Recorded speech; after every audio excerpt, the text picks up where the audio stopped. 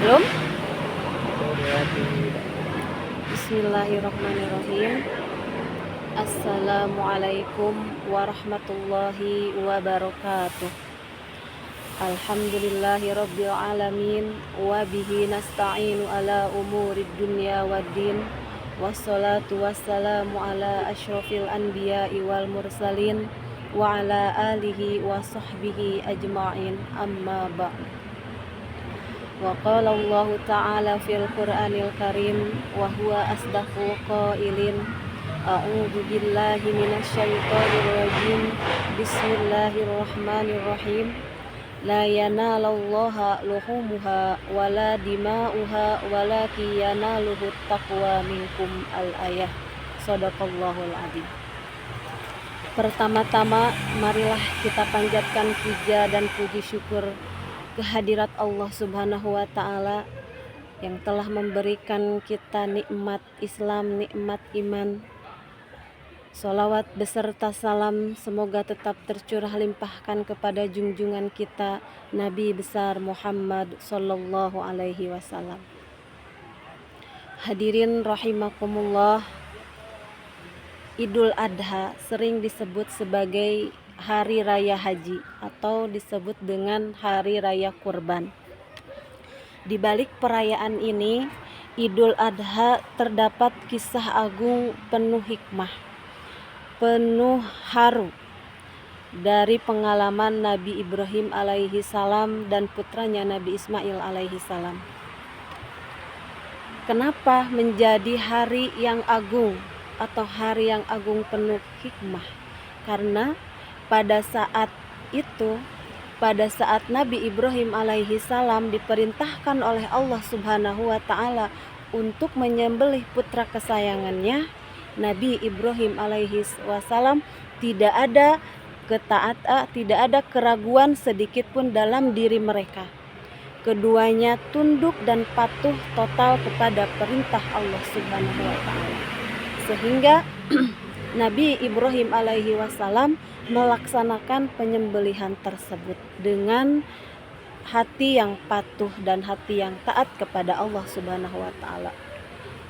Jadi inti dari Idul Adha tersebut yaitu ketundukan dan ketaatan total atas perintah Allah Subhanahu wa Ta'ala.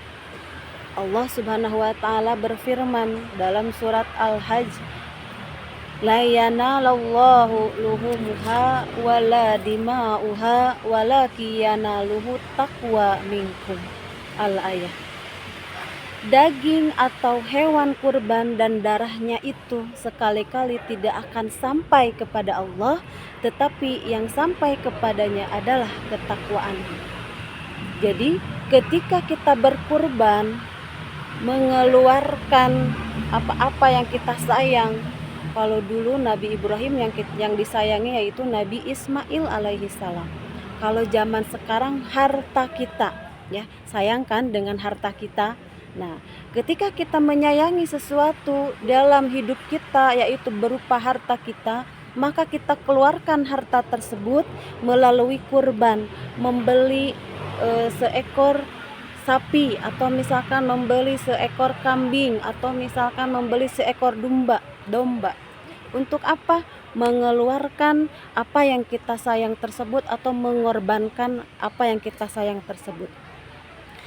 Kenapa kita harus mengeluarkan apa yang kita sayang itu?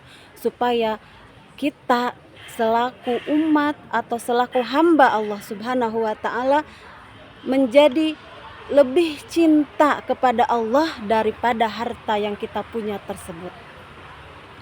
Karena Rasulullah Shallallahu alaihi wasallam bersabda, setiap rambut bulu hewan kurban terdapat kebaikan. Hadis riwayat Ahmad dan Ibnu Majah. Ketika kita mengingat dengan kebaikan, maka ingatlah si bulu domba tersebut atau misalkan si bulu sapi tersebut. Kita sebagai orang yang awam tidak akan pernah bisa menghitung bulu-bulu tersebut. Betul tidak? Tidak akan, ya. Tidak pernah tahu berapa banyak bulu tersebut. Nah, akan tetapi pahala kebaikan dari Allah Subhanahu wa Ta'ala terhitung dengan setiap rambut bulu hewan tersebut.